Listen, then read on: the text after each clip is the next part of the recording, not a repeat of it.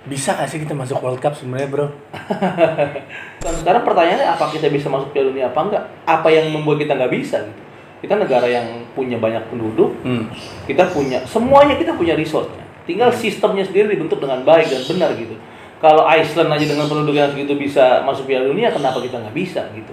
Karena gini, bola itu sebenarnya levelnya itu bisa di reach gitu. Assalamualaikum warahmatullahi wabarakatuh. Selamat datang di Podcast.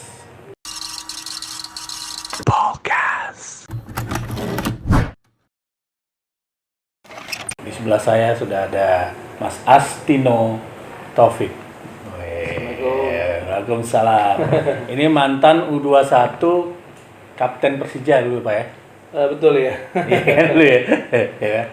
Terus anak dari Tiastono Taufik, pemain legendary era Roby Darwis, kipernya tuh Ponirin, ya kan? Mereka ya. 87 tuh ya SEA Games ya. SEA Games Mas. Ya kan emas tuh ya. Yang golin bokap ya. Kalau nggak salah ya, saya nggak pernah nonton soalnya. Nggak ada di YouTube memang. Nggak ada belum. Persija pernah lihat dia golin lawan Persebaya final. Oh, GBK. oke, Tapi oke. national team kayak nggak pernah lihat belum. Jadi nggak tahu, cuma denger dari orang aja. Bokap pernah cerita sesuatu nggak sih betapa bangganya dia memakai baju merah putih, bro? Iya pastinya ya. Bokap sendiri kan dari Aceh, kan orang Aceh. Dia bener-bener datang dari Aceh itu lewat diklat Aceh, terus masuk ke diklat Ragunan. Oke. Dan di mana semua pemain hebat ngumpul di situ kan. Di diklat Ragunan. Jadi dari umur SMP dia udah ngerantau.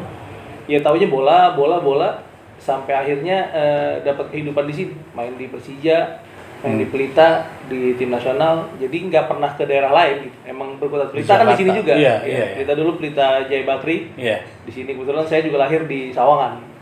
Jadi besar di Sawangan, pas bokap lagi main di situ. Zamannya Roger Milla berarti? Kalau nggak salah iya ya. Seingat Oh, lagi canggih-canggihnya tuh, lagi keren-kerennya Jaya tuh. Bakri lagi pemain timnas semua sih, tahu saya waktu itu. Ada siapa? Marzuki Nyakmat gitu-gitu deh.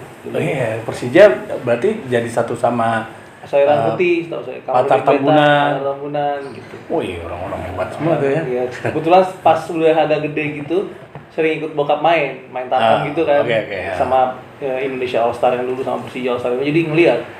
Dan ngelihat juga bagaimana skill-skill mereka tuh nggak hilang gitu. Jadi dulu pernah lihat, gila nih mereka main di umur udah tua gini, pas waktu mereka masih muda nih kayak apa mainnya. Jadi suka kebayang gitu. Jadi emang jago banget mereka tuh. Iya, dan ini mereka kayaknya lebih simpel banget main bolanya. Tapi basicnya kuat, passingnya tepat, bobotnya pas, terus long passingnya dan lain sebagainya. Terus kebetulan juga dulu kan pas saya lagi aktif main bola, sering latihan berdua sama bokap lah, minta tolong aja. Ya kita latihan long pass, passing-passing, ngelihat bokap tuh masih ini banget gitu. Di umur yang dia udah lewat masa kejayaannya lama, tapi sentuhan-sentuhan bolanya nggak hilang. Masih ada banget, nempel banget, dan kelihatan banget gitu. Nah, terus lo kapan mulai suka pengen main bola nih gue nih? Lo hidup besar di era Gerrard ya berarti ya? Ya Gerrard, Lampard, ya seputaran itulah. Karena kita dulu ininya Liga Inggris sih. Kalau dulu sebelumnya mungkin era sebelumnya pada Liga Italia ya. Liga Italia. Pas era saya kayaknya Liga Inggris lagi top-topnya tuh. Top flight. Main bola sendiri sebenarnya dulu nggak suka bola banget sih. Jadi alhamdulillah mungkin Allah kasih bakat ya. Jadi saya tuh main bola pertama kali mungkin di level SD, waktu itu kelas SD gitu. Jadi kiper. Oh, jadi kiper malah. Kiper, aduh, pengen nggak tertarik lah sama bola. Jadi menjadi kiper. Ternyata di sana nggak menemukan kenikmatan gitu. Jadi kiper, jadi kayak ya kurang tertarik sebenarnya. Main bola tuh dari kecil nggak ada, kayak suka ikut bokap tapi ya begitu aja lah. Tapi memang pada saat main bola di sekolahan sering tuh ya karena emang teman-teman sekolah main ya, jadi saya ikut main deh gitu. Dan biasanya saya golin tuh dari tendangan-tendangan dari jauh gitu, terus tendangan bebas gitu, itu tanpa latihan sih. Jadi saya ngerasa tuh waktu itu kayak ada bakat aja, bakat dari bokap gitu, tendangan tuh udah oke aja lah. Nah, memutuskan main bola beneran serius tuh di umur mungkin 16 tahun baru. Udah mau lulus SMA? Iya, udah mau lulus SMA. Pas banget ada Liga Remaja dulu namanya. Piala Suratin. Suratin, iya. Suratin di Bekasi, karena kita domisili di Bekasi, ikut seleksi lah gitu. Ikut seleksi, alhamdulillah masuk kepilih di Bekasi. Udah, jadi sebelum Suratin itu paling ikut Piala Coca-Cola di sekolah, cup antar sekolah. Iya, saya bisa dibilang yang lumayan lebih jago lah dari yang lainnya. Dan saya nggak ada latihan gitu, bukan yang dari grassroots main bola U10, 12, enggak. Jadi kayak ngerasa ada bakat. Ya jadi kerjanya nggak terlalu berat lah gitu ya. Tapi setelah kita masuk ke dunia mau profesional, akhirnya ya nambah latihan sendiri karena tahu ketertinggalan. Jadi banyak teman-teman, nanti mungkin kita masuk ke cerita ke depan, ada teman-teman saya dulu yang saya nonton waktu mereka main timnas U15, U16, saya nonton mereka main. Karena diajak bokap, nontonnya ada anak teman papa lagi main, terus pelatihan teman papa juga, nonton di Lebak Bulus. Teman-teman saya itu tuh mereka timnas lagi main, saya belum main bola. Timnas lagi main. Timnas U15 berarti ya? Iya, timnas U16, timnas U15 saya lupa. Di Lebak Bulus, kita lagi tuan rumah, saya nonton, baru tuh tergugah gitu. Dalam perjalanan ke Lebak Bulus tuh ngelihat kita papasan sama busnya tim nasional. Wah. Jadi, gila keren ya. Gitu. Keren. Sampai Lebak Bulus.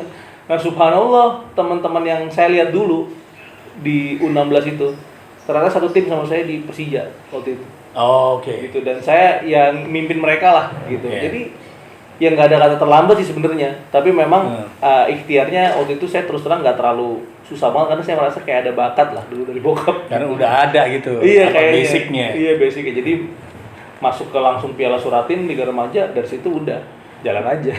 Nah, terus keambil Persija gimana? Karena dulu kan saya kuliah di Perbanas. Jadi kita dulu ada, karena bokap tuh di Perbanas juga sama nyokap dulu kan. Terus ada Perbanas tuh buka jalur beasiswa untuk pemain bola. Dengan jalan seleksi. Gitu. Akhirnya setelah saya selesai SMA, karena memang terus terang saya di dunia akademis tuh nggak banyak tertarik. Jadi SMP itu saya main basket malah. Main basket, dapat poin, biar bisa masuk SMA dari basket. Setelah SMA, karena kompetisi basketnya juga jarang gitu. Jadi banyaknya Piala Coca-Cola, cup antar futsal sekolah, akhirnya main bola. Sampai di titik tadi ke Liga Remaja terus, habis itu pas selesai SMA, disuruh datang sama pengurus Perbanas karena dia tahu saya main di Liga Remaja gitu dan sebagainya. Ada teman-teman senior juga datang seleksi di Perbanas, akhirnya masuk ke Perbanas, kita kuliah dengan beasiswa full, jadi nggak bayar sama sekali. Nah, tapi bayaran kita ke Perbanas adalah kita harus main bola untuk Perbanas. Nah, Perbanas itu sendiri dia terdaftar di Liga klub anggota Liga Persija.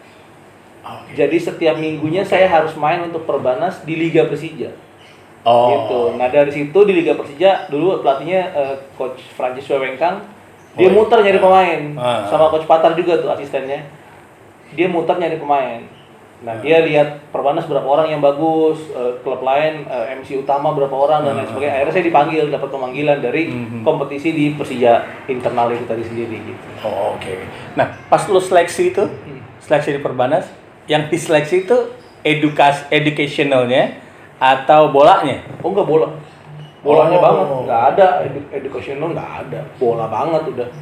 Jadi kita memang main bola, dilihat udah Perbanas nggak butuhin, pokoknya main bola. Dan kita nggak bisa milih jurusan.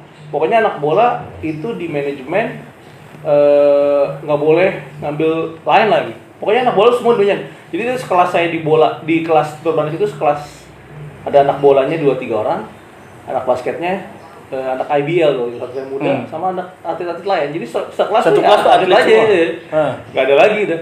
Jadi dosen yang masuk, udah tahu lah kapasitas kita, kadang kita izin dan lain sebagainya, mereka udah paham. Kelasnya beda apa enggak? Maksudnya sama yang lainnya apa? Ada beberapa kelas khusus gitu. Kelas khusus tapi nggak semuanya sama. Kadang kita ada yang lebih naik mata kuliahnya udah lulus ya, kita jadi naik kan di jam di SKS itu udah nggak sama mereka lagi. Tapi sisanya kita bareng-bareng terus nih. Emang angkatan itu tuh bareng-bareng terus. Jadi kenal sama atlet basket, kenal sama atlet lain-lain gitu, dan ya itu sih menurut saya yang banyak menolong saya juga sih di setelah main bola ya. Dan dulu alhamdulillah juga bersyukur juga nggak masuk Ragunan, karena dulu pas di Ragunan tuh bisa juga masuk sekolah SMA di Ragunan, tapi saya mau SMA negeri biasa aja gitu. Dan dari situ ternyata banyak teman-teman yang akhirnya berkutat di dunia lain, di dunia pekerjaan lain gitu. Jadi mungkin pergaulannya jadi lebih luas ya. Kalau di Ragunan ya saya main paling Di sama situ-situ anak-anak doang. bola aja Nah. gitu, sama anak-anak atlet aja. Tapi nggak menyalahkan apa yang ada di Ragunan sekarang. Cuman saya bersyukur setelah saya keluar dari bola di lingkup pekerjaan saya sekarang banyak bersinggungan sama orang gitu. Saya merasa pengetahuan saya akan dunia lain selain bola lebih ada gitu. Jadi nggak stuck di bola aja. Nah, national team? National team sendiri saya nggak pernah dipanggil dalam sepak bola. Cuma pernah sekali waktu itu tuh ngewakili Indonesia aja dari Standard Chartered dulu pernah ada bikin event untuk wakili Indonesia. Jadi ada kompetisi di sini dulu. Terus kita wakili Indonesia untuk main di Anfield sama orang-orang dari negara lain. Untuk represent Indonesia sih itu dan karena saya juga suka Liverpool banget dulu kesempatan itu sih luar biasa banget. Bisa main di Anfield, nginjek-injek rumputnya. Udah dibilangin tuh waktu itu jangan ngambil rumput ya. Saya ngambil rumput, saya masukin kaos kaki aja. Gitu. Indonesia banget. Iya, Indonesia banget. Gitu. Jadi kesempatan yang ya menjadi kenangan tapi ya cukup alhamdulillah puas lah gitu. Anfield kita bukan main doang, kita tour stadionnya, tour ruang gantinya kayak apa dan lain sebagainya. Nah, terus lo kan itu ya mengundurkan diri dari bola ya? Itu kenapa bro? Sebenarnya bahasa bukan mengundurkan diri. Jadi waktu saat saya lagi main bolanya, which is saya seneng banget. Kenapa? Ya main bola kita dapat uang dari apa yang kita kerjain seneng ya. Jadi saya nggak pernah merasa kerja gitu. Dari setelah kuliah dan alhamdulillah ada penghasilan dari bola itu, saya merasa saya punya kebebasan finansial yang cukup untuk saya lah, untuk hidup sendiri gitu. Dalam artian kita hidup juga bisa tinggal di mes gitu, walaupun ya saya kadang-kadang pulang ke rumah juga, tapi saya merasa nggak ngerepotin orang tua lah pada hari-hari itu, dan saya merasa ini harus berlanjut. Tapi ternyata memang di level waktu itu saya main, kayaknya federasi itu ribut ada masalah lah sama pemerintah ya. Jadi yang waktu itu ada dualisme. Oh, oke. Ada dualisme Iya. dan lain sebagainya. Akhirnya liga berhenti. Liga berhenti, saya udah pernah biasa dapat uang sendiri, ada penghasilan.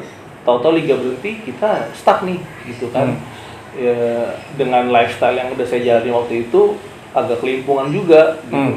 Liga berhenti. Akhirnya dapat tawaran dari teman-teman ada dulu di PDAM di Bekasi, salah satu badan di BUMD, PAM. Kerjanya cuman main futsal. Kebetulan di dalam company itu ada pemain timnas zaman dulu tuh Bang Firmansyah. Firmansyah tuh dulu dia kerja di situ. Dia ngajak anak-anak bola untuk main di PDAM ini. Kerjanya cuma latihan futsal sama tanding. Udah.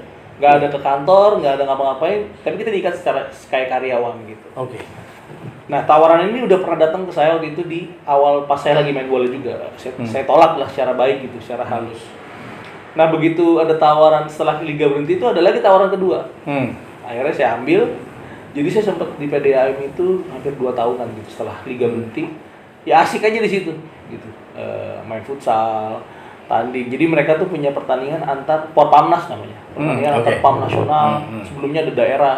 Nah, tim-tim kayak Bandung dan itu pemain timnas futsal semua juga. Wah, gila. Seserius itu. Jadi seserius itu, direksinya itu gila bola dan sebagainya. Jadi ya kita main tuh di Bandung kita juara, lawannya pemain timnas. Tapi kita campuran, ada beberapa anak futsal, ada beberapa anak bola kayak saya. Jadi di mix sama Bang Firman, di mix kita juara tuh. Akhirnya kita ngwakilin ke Porpamnas dan lain sebagainya. Sampai di titik di PDAM itu udah hampir 3 tahun kerja, kita mau diangkat jadi karyawan kontrak. Tanpa ke kantor tetap tuh? Ke kantor sekarang. Oke. Nah, saya sendiri adalah orang yang berat banget kalau diikat sama jam kantor. Karena saya tahu hidup saya ini ntar ketemu orang, main ke sana, main ke sini. Saya merasa itu berat buat saya. Belum lagi di dunia kantor mungkin ada dunia politis kantor gitu. Julid nggak jelas, nyinyir ya. Saya kayaknya belum sanggup pada saat itu gitu. Nah, akhirnya saya tinggalin, udah deh, saya tinggalin aja deh. Saya tidak merasa bisa amanah untuk ngejaga jam kerja soalnya. Karena saya susah banget tuh diatur masalah itu. Karena kadang nanti saya ada mungkin tidurnya kemalaman ya. Saya nggak bisa bangun pagi jelas kalau kayak gitu. Jadi ya itu membuat saya waktu itu masih muda ya. Kita nggak punya tanggungan anak istri dan lain sebagainya. Udah deh, tinggalin gitu. Akhirnya udah sempet nganggur gitu, main tarkam sana, main tarkam sini, nganggur gitu. Udah, jadi di bola tuh sempat balik lagi ke bola, dulu main di Persikasi, di Bekasi gitu, main beberapa level. Tapi waktu itu di saat itu memang level sepak bola kita lagi rendah banget. Karena nggak ada kompetisi, cuma ada Tarkam, jadi liga profesional nggak berjalan. Nah sebenarnya bukan mengundurkan diri, jadi terpaksa harus main bola karena situasi gitu. Dan juga ini menjadi buat saya sadar gitu. Kalau ketika waktu itu cuma bergantung dari bola doang, nah kalau kayak gini gimana nih? Oke. Jadi ya alhamdulillah lah, sampai sekarang akhirnya ada beberapa pekerjaan sama teman-teman. Sekarang lo punya F7 nih ya, F7, F7, mini soccer. Itu di mana bro letaknya? Di Cilandak sini, di seberang Citos ya. Seberang. Nanti ada di sini ya itu Instagramnya. Iya siap. Oke. Sebenarnya bukan punya, itu punya orang. Saya dari awal saya yang bantu untuk berpartner bekerja sama untuk ngebangun itulah. Karena saya tahu market saya di bola, saya tahu bola itu seperti apa bisa dijual ke masyarakat. Gitu. Ya sesimpel, misalnya saya nanya deh, lu mau nggak? Lu main bola nih hari ini gitu. Terus besoknya itu lu gua nggak mau main bola lagi. Kayaknya ada orang begitu nggak sih? Kayaknya nggak ada deh. Kecuali dia cedera ya dan lain-lain. Tapi ketika dia enjoy main di hari itu, nggak mungkin tuh keluar dari kata-kata dia besok gua nggak mau main bola lagi, stop. Oke. Kayaknya nggak ada. Justru dia tunggu-tunggu tuh hari gua main bola lagi kapan sih? Gitu. Nah sebelum ngebangun F7 di saat jeda saya selesai dari PDAM tuh, saya sering main sama fan football, komunitas fan football di Jakarta. Sama beberapa artis, sama beberapa. Ya bukannya saya merasa so jago, tapi saya merasa mereka menghargai saya banget gitu. Karena mungkin saya di lapang, ya jelas aja kalau ini fan football, saya sebelumnya pernah main di level yang di luar fan football ya, memang level serius gitu. Ya saya nggak kesulitan untuk main di fan football kan gitu, komunitas fan football lagi marak-maraknya. Ya jadi banyaklah relasi dari situ, teman-teman artis, teman-teman pengusaha. Akhirnya saya coba create market di F7 itu dari situ. Ayo dong teman-teman yang saya kenal nih di lingkungan Jakarta Selatan sini, saya ajak. Gue mau bangun F7, gue mau bangun lapangan mini soccer. Mini soccer itu cuma ada olahraga baru lah, tapi tetap bola. Kayak datang main. Akhirnya mereka nyoba experience main F7 dari situ ya. Alhamdulillah F7 rame. Terus mini soccer juga jadi menjamur sekarang di Jakarta, di Kemang, di mana-mana. Gitu. Jadi ya alhamdulillah salah satu usaha juga sama partner yang pemiliknya gitu. Saya yang jalanin dari scratch banget, dari nggak ada riset marketnya terbatas, tapi ya alhamdulillah jalan. Aneh sama partner Reza. Oke. Coba ngebangun satu IP lah gitu. Intellectual property dibantu sama teman-teman juga dari salah satu agensi terbesar juga di Indonesia. Kita pengen masuk ke event-event ke olahraga, bukan bola doang, itu yang sifatnya nggak melanggar syariat. Oke. Namanya MOS. Coba ngelihat gitu. Saya pernah nonton Liga Inggris, saya pernah nonton Piala Dunia, saya pernah nonton ini dan itu. Sebenarnya ya olahraga sepak bola ini bisa jadi tontonan gitu. Permasalahannya adalah ketika orang-orang yang membuat event ini membuat olahraga ini jadi quote-unquote haram lah gitu ya. Kayak buat turnamen, terus ada pendaftaran dan pendaftaran jadi hadiah. Ini kekhawatiran sebenarnya dari diri saya sendiri gitu. Oke. Jadi saya coba buat satu IP ini, kita membuat event jadi gratis, nggak berbayar. Gitu. Jadi kita hidup dari mana? Dari sponsor. Kita jual package ini ke brand, untuk brand tap in sama kita, jadi kita bisa subsidi ke peserta. Jadi peserta bisa main, datang, nggak bayar, turnamennya kita kemas dengan wasit yang bagus, lapangan yang oke, dan ya kita buat seprofesional mungkin. Tapi kita bisa ngatur juga. Gue punya tutup aurat ya, gitu. Jadi paling nggak lu pakai legging lah. Paling nggak lu nggak memperlihatkan lutut ke paha tuh nggak ada. Gitu. Jadi iya sifatnya amatir dan senang-senang aja sih, fun-fun, tapi menjadi jawaban dan solusi dari teman-teman yang pengen ikut turnamen tapi nggak dapat turnamen yang sesuai syariat lah. Ya nggak bilang ini turnamen yang halal nggak juga sih, cuman seenggaknya nggak ada uang pendaftaran di situ, terus nggak ada judi di dalamnya. Jadi kita yang ngatur semua, karena kita kan yang punya acara gitu, jadi kita bisa ngatur. Masih berjalan pembangunannya, tetap kita preset ke sponsor-sponsor. Ya ada hambatan sana sini, saya rasa itu hal yang wajar lah untuk satu yang lagi dibangun. Menarik tuh lo mengeluarkan judi itu ya. Karena ini 11-12 nih, deket banget ya. Betul. Udah gitu sekarang kan kita lagi zamannya World Cup gitu kan. World Cup Qatar 2022. Kita nanya dari penggemar sepak bola dulu ya. Kita jangan ke judi dulu. Kita nanya dari penggemar sepak bola dulu. Bisa nggak sih kita masuk World Cup sebenarnya, bro? Klise ya seperti jawabannya itu kalau belum bisa. Karena gini, bola itu sebenarnya levelnya itu bisa di reach gitu. Jadi saya nggak aneh ketika, karena saya sekarang berputar sebagai pelatih juga di usia grassroots ya, U12, U13. Saya main turnamen di Singapura, main turnamen di luar negeri di mana-mana. Kita nggak kesulitan kok lawan Prancis. Kita nggak kesulitan lawan Brazil, lawan apalagi Singapura, Malaysia, nggak kesulitan gitu. Jago kita sebenarnya. Kita jago. Gitu. Nah pertanyaan ini kan masa transisi setelah anak-anak ini U12, U13 ini mereka kemana? Gitu. Teman saya waktu itu main di turnamen Manchester United Premier Cup kalau nggak salah. Jadi orang Indonesia main di sana. Yang jaga dia itu Paul Pogba. Yang jaga dia Paul Pogba. Yang jaga dia itu Paul Pogba. Paul Pogba masih kecil. Udah pakai baju MU, teman saya juga pakai baju Indonesia. Gitu. Nah, Paul Pogba-nya jadi, teman saya kemana? Gitu. Dan ini buat 1-2 di Indonesia. Jadi kan ternyata gap ini adalah masalah kita. Sistem of football di sini nggak berjalan dengan baik gitu. Itu yang menurut saya bukan sekarang pertanyaannya apa kita bisa masuk Piala Dunia apa enggak. Apa yang membuat kita nggak bisa gitu. Kita negara yang punya banyak penduduk, kita punya, semuanya kita punya resource-nya. Tinggal sistemnya sendiri dibentuk dengan baik dan benar gitu. Kalau Iceland aja dengan penduduk yang segitu bisa masuk Piala Dunia, kenapa kita nggak bisa gitu. Nah pertanyaannya sekarang adalah kemana pemain-pemain berbakat tadi yang jumlahnya bukan 1, 2, 3, 4, ratusan bahkan jutaan. Gitu akhirnya apa? Yang saya rasain gitu ya, kayak saya waktu itu, saya salah satu pemain yang mungkin dari saya punya potensi waktu itu, ternyata kekat juga di satu generasi. Kenapa sistem liganya berhenti? Ada masalah gitu. Masalahnya apa? Coba kita runut. FIFA ribut sama PSSI ribut sama pemerintah, FIFA turun tangan di ban kan gitu. Nah, sama kayak yang lainnya. Nanti di fase 15-16 ya coba aja Mas Agus punya anak laki-laki. Mau nggak Mas Agus nyemplungin tuh anak jadi pemain bola ya serius? Kayaknya nggak mungkin. Apa yang bisa dijanjikan dari bola kan gitu? Sekolahnya jadi keteteran, istirahatnya jadi keteteran. Nah, menurut saya yang harus dirubah itu sistem. Kayak di Amerika sendiri saya bilang, bukan saya mengkiblati diri saya ke Amerika enggak, gitu. Tapi apa yang baik dari mereka kita ambil aja. Contoh duniawinya gitu ya.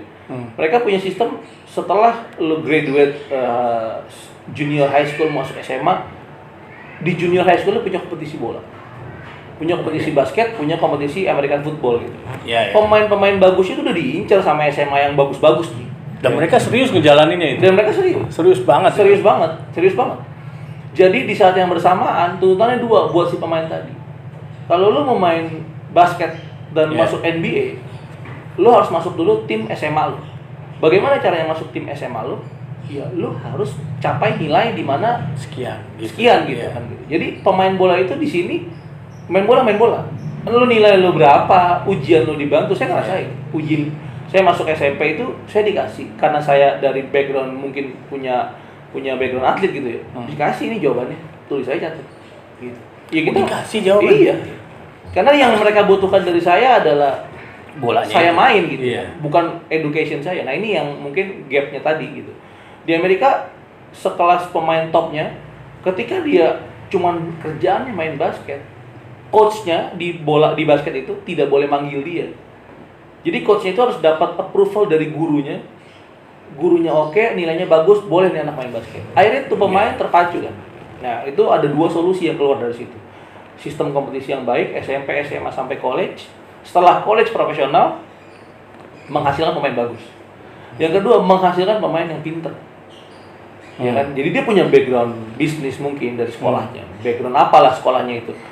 Ketika nanti dia cedera mungkin misalnya di tengah-tengah proses itu, dia masih punya dia bisa jadi manusia di tempat yang lain kan gitu. Yeah. Bisa perform di kantor, bisa perform di usaha dia apa gitu. Itu yang menurut saya sistem itu harus di-create sama kita, dan saya yakin banget sih kalau bakat kita nggak kalah ya. Nggak kurang-kurang, kebanyakan malah. Karena temen gue di luar tuh ada yang malahan ngomong gue lebih suka nonton NCAA dibanding NBA gitu. Karena NCAA itu rasa serunya tuh dapat karena dia ngebawa nama Sekolah, kampus gitu. Betul. Nah, berarti di kita tuh federasi berarti yang harus dibersihin. Pastinya pemangku kepentingan sepak bola tertinggi kan PSSI.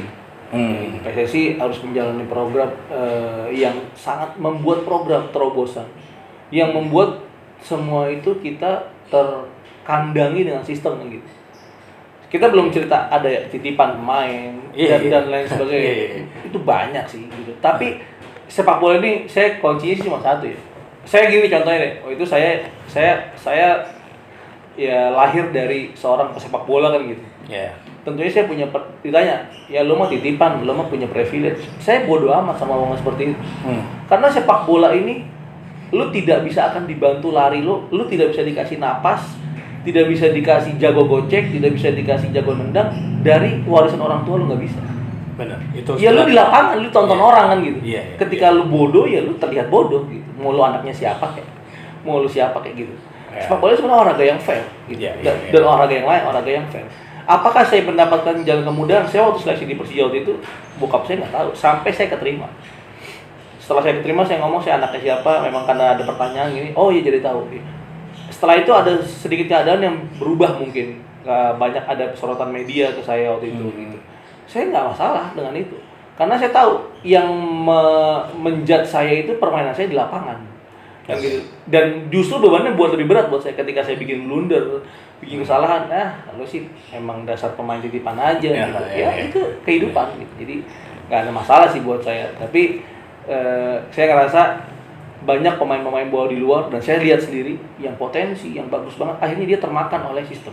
Karena di 15, 16, 17, 18 nggak semua pemain bola ini dari keluarga yang cukup berkecukupan.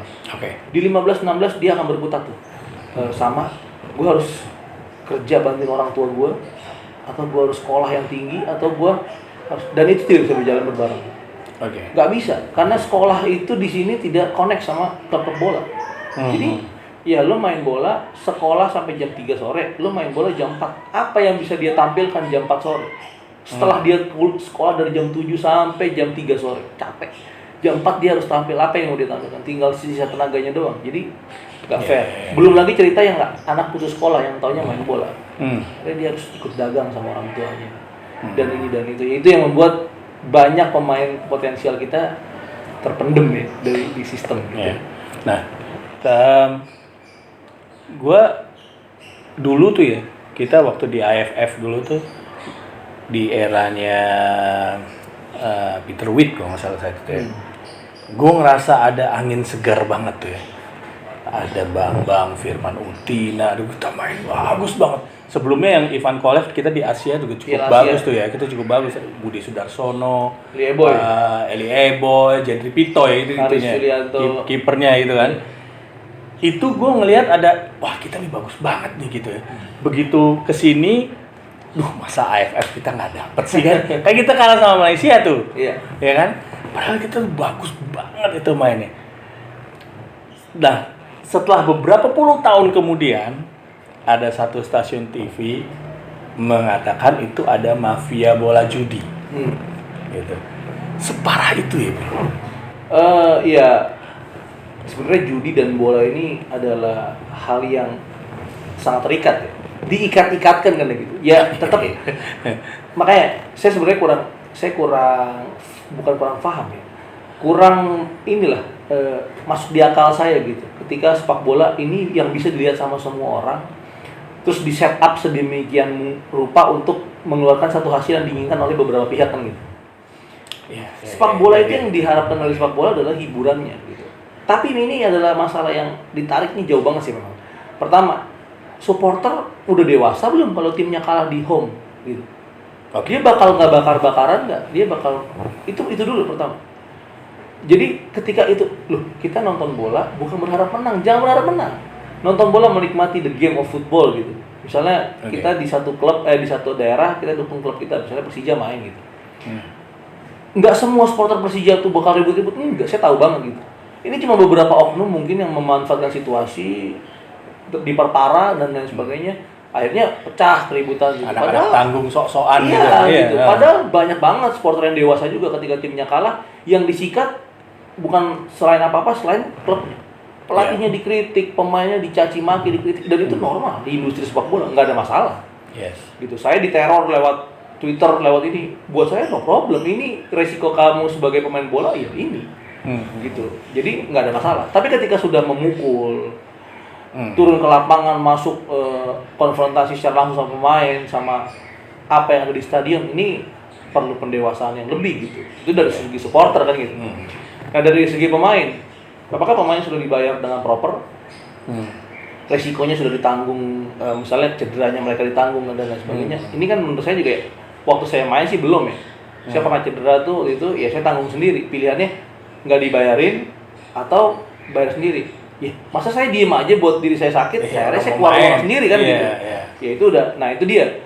Nah ketika pemain tidak proper dibayar, akhirnya datang godaan-godaan, misalnya ada suap-suap, judi dan lain sebagainya. Ini kan ya ada mungkin dia punya anak istri sakit. Saya tidak membilang ini uang halal ya gitu. Cuma namanya orang kepepet gitu dapat kesempatan itu mungkin akhirnya industri tadi termakan oleh judi, termakan oleh suap, oleh setup di sana sini gitu.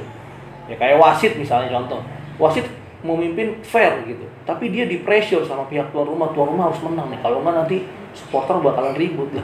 Wasit ini mau bikin apa di dalam lapangan? Akhirnya dia juga terpressure kan gitu. Kalau wasit masalah salah ngambil keputusan, salah tiup, salah out, kayaknya emang itu manusia ya. Itu wajar terjadi gitu. Sekarang ada VAR apalagi udah bisa dikecilin gitu. Jadi menurut saya judi tadi gitu, terus ya hal-hal negatif lah yang di bola, keributan dan lain sebagainya. Menurut saya itu adalah masalah yang sudah bertumpuk, outputnya ke situ. Jadi bukan karena main bola judi, enggak gitu juga sih gitu. Jadi kalau ketika pemainnya dibayar dengan proper, dia settle hidupnya mungkin, wasitnya juga, staff-staffnya juga, kayaknya celahnya jadi sempit gitu. Kita belum masuk ke agama nanti, misalnya pemain tadi terpapar sama agama, bahwasannya terima suap, terima judi ini adalah haram dan saya yakin banget benteng mereka akhirnya kuat gitu. Mereka sudah proper, sudah live well gitu, terus tahu juga agama misalnya, ini nggak boleh, ya udah. Akhirnya mungkin bandar-bandar dan lain sebagainya nggak bisa bekerja banyak. Tapi ketika sistem itu tidak ada, ya bebas aja gitu. Tapi saya sendiri sih terus terang belum pernah ngerasain ini disuap atau ini. Saya pernah punya pengalaman paling kita main di rumah orang gitu, ya dirugiin wasit gitu-gitu aja sih. Jadi, tapi itu ya apa namanya? Kan sebenarnya dari kecil kita juga udah di pressure itu ya, kayak misalnya ayo sekolah lo lawan sekolah gue. Yang kalah bayar lapangan ya. Itu kan judi juga sebenarnya kan. Sebenarnya dari kecil emang udah dibuat kayak gitu kitanya. Nah itu dia. Makanya sebenarnya yang bahaya itu adalah yang tidak terlihat dan terlihat aman-aman aja gitu. Ya, kalah bayar lapangan ini kan hal yang normal di kita gitu. Iya. Seakan-akan tuh lumrah aja gitu. Tapi ternyata enggak, ini judi. Gitu. Itu satu. Kedua, si pemain sendiri misalnya gue mau main nih, kalau gue pakai sepatu gue yang warna merah ini gue pasti cetak gol. Oke, iya. Itu ada aja tuh main kayak gitu. Saya yakin 100% dia nggak tahu itu syirik, dia nggak tahu. Jadi bukan dengan intensi dia mau melakukan kesyirikan, tidak. Tapi ternyata apa yang dilakukan ini berat di mata agama kan gitu. Nah, tugas ya kita semua dalam hal ini mungkin secara spesifik pendakwah lah gitu ya. Untuk bisa mendakwakan dakwah tauhid ini juga masuk ke semua lini gitu. Jadi jangan sampai kita mengharapkan sesuatu kecuali sama Allah. Jangan sampai kita berharap atau menggantungkan harapan kita kecuali sama Allah. Sepatu, baju dan lain sebagainya hanya alat. Saya ada sepatu kesayangan saya. Kenapa? Bukan karena saya tahu ini akan menang, tapi saya nyaman pakai sepatu ini. Memang saya main merasa lebih feel enak gitu pakai sepatu ini. Boleh dong, nggak ada masalah. Ya, saya berikhtiar dengan sepatu ini saya bisa main bagus dan bisa menang gitu misalnya. Itu mah sah-sah aja. Tapi ketika kan tipis banget nih. Ini sepatu yang saya enak, ini sepatu yang buat saya hoki misalnya. Nah, ini kan tipis. Iya benar. Supaya teman-teman mungkin nggak tahu. Jadi mudah-mudahan sih kesininya banyak pendakwa yang memang bisa masuk. Dan saya lihat sekarang Masya Allah, alhamdulillah banget sih banyak pemain bola juga yang udah paham gitu. Dan sebenarnya PR buat kita sih Mas, yang bukan ustadz, tapi kita mungkin ya sedikit mengenal lah. Tugas kita adalah bagaimana kita bermuamalah sama orang. Jangan sampai kita udah mungkin terlihat jenggotan terus ini segala macam, malah kita nipu orang. Iya benar. Ini menjadi presiden buruk gitu. Iya. Jadi kita kalau kita nggak bisa dakwah lewat ilmu karena kita nggak punya ilmunya, dakwah lewat muamalah kita sama orang aja. Gitu. Kalau kita main bola ya jangan berkata kotor gitu. Ya gitu-gitulah. Jadi orang adem ya gitu. Jadi kayak orang tuh lebih senang digituin kayaknya daripada ini haram lo, ini nggak boleh lo. Kayaknya orang ya kalau kalah bayar lapangan adalah judi, pusing amat. Gua aja yang bayar lapangannya, lu main kan selesai gitu. Gak ada yang kalah bayar. Makanya kita kalau punya power tuh dari finansial, keilmuan atau yang lain enak gitu. Ya ngapain lo kayak bayar lapangan, gua aja yang bayar lapangan di sini gitu. Karena lucu juga ya, kayak misalnya saya kan senang AC Milan ya. AC Milan tuh kalau di final harus pakai baju putih gitu. Baju away-nya. Mau dimanapun, di Champions atau di mana. Nah, giliran dia pakai baju yang red and black, waktu itu kalah dia mereka. Gitu. Jadi yang kayak gitu-gitu kan tipis ya. Kayak terus ada kayak dulu kita inget tuh di Piala Dunia tuh, dulu tuh ada Paul Siguita tuh. Yang dia akan ke negara mana itu yang menang. Oh iya. Wah, itu Siguita. gila itu. Iya. Itu gila. Dan emang kayak dilepas aja gitu. Iya. Set dia ke sini terus malamnya negara itu yang menang. Jadi orang kan walaupun apa namanya? Nggak percaya, lama-lama jadi Betul. kok gitu ya gitu. Ini yang bahaya sebenarnya buat pesepak bola ya. Iya, permainan setan begitulah ya. Iya. Dan itu kan ujian tauhid kita mungkin itu gitu. Tapi saya terus terang kayak Piala Dunia sekarang gitu, adanya di Qatar gitu. Saya lagi-lagi berlepas diri gitu. Bukan saya bilang olahraga sepak bola adalah olahraga yang halal atau enggak gitu. Pasti banyak kerusakan dalamnya. Tapi setidak-tidaknya ketika Piala Dunia event terbesar ini di host sama salah satu negara muslim, kita lihat sendiri ada pembukaan waktu itu kemarin pakai ayat gitu-gitu. Ada syiar-syiar Islam lah di situ. Ya nggak boleh beli bir tidak diperjualbelikan gitu kan. Saya ngeliat ini luar biasa sih. Masya Allah lah. Mana tahu kemarin juga saya lihat ada orang-orang di situ, orang-orang non muslim dengar suara azan katanya kagum banget nih, panggilan yang luar biasa ya, saya baru dengar nih gitu, takjub gitu. Menurut saya diwarnai itu gitu sama kayak gitu tuh kesempatan yang baik lah buat kita atau teman-teman yang ada di Qatar mungkin mendakwahkan agama Islam gitu. Ya kayak tadi kalau orang non muslim kayak saya harus pakai AC Milan, harus pakai baju putih. Ya dia sih dengan kepercayaannya nggak bisa kita ini ya. Iya. Tapi kan kita yang harus ini gitu. Tadi si Gurita tadi gini segala macam. Nah, lagi-lagi kalau saya terutama, saya juga dulu suka banget sama Liverpool. Suka banget. Saya nonton jam 2 pagi. Mereka datang ke Malaysia, pokoknya yang kira-kira reachable buat saya datang, saya nonton. Lo kejar tuh? Iya, kejar banget. Waktu mereka ke Indonesia, saya duduk di hotelnya lama untuk cuma bisa foto pemainnya, tantangan dan lain sebagainya. Dan yang kayak saya banyak banget, yang dia rela bayar kamar hotel supaya bisa ke hotel sama pemain dan lain sebagainya. Alhamdulillah setelah mungkin kenal dan paham sama agama gitu, sedikit paham lah, saya nggak bilang. Ada ilmu sedikit yang saya dapatkan dari agama ini, kecintaan itu berkurang karena ada awal-awal barok tuh sama apa-apa yang kita cintai kan gitu. Terus terang alhamdulillah itu memudahkan saya setelah itu. Sekarang saya nggak harus merasa ketertinggalan ketika Liverpool main jam 2 saya nggak nonton, nggak usah merasa nyesel. Saya ingat banget tuh waktu itu Liverpool main lawan Barcelona yang menang dramatis lah. Udah pernah kalah 3-0 terus main di home-nya itu jadi menang 4-1 atau 5-1 lah. Iya. Itu kan subuh-subuh tuh mainnya. Saya ketinggalan tuh nonton.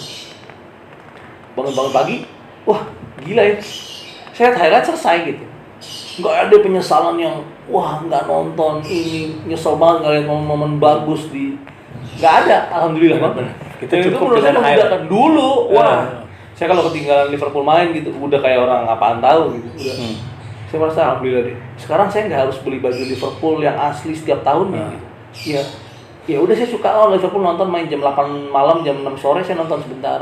Oke, sekarang dia kalah ya bodo amat, kalah aja. Iya. Nggak ngaruh buat saya. Gitu. Iya, Jadi sekedar menikmati sepak bola. Fanatisme itu berkurang berarti.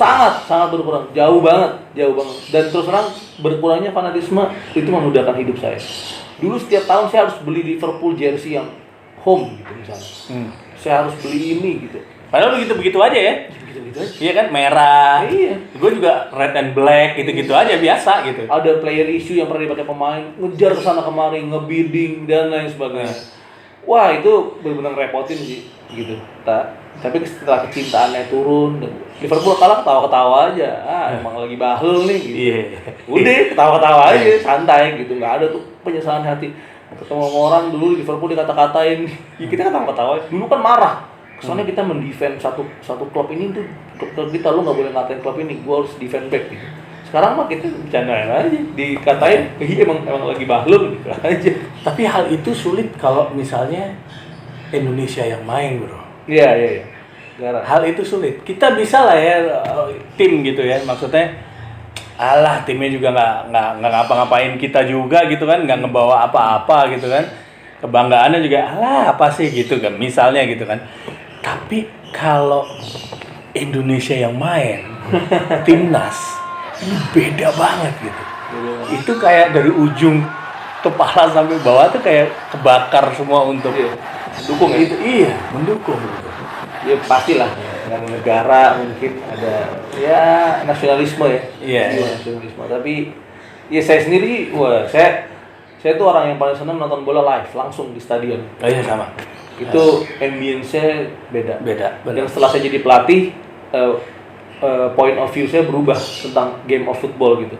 Saya misalnya saya punya kesempatan nonton bola gitu, saya datang lebih cepat. Untuk lihat bagaimana sih pemanasannya. Oh, oke. Bagaimana treatment pelatihnya ke pemainnya. Terus setelah itu saya lihat ketika lagi game bertanding formasi mereka berapa, transisi mereka kayak gimana. Saya bukan fans Manchester City, tapi saya suka nonton Manchester City karena saya lihat Guardiola bikin tactical yang agak unik gitu.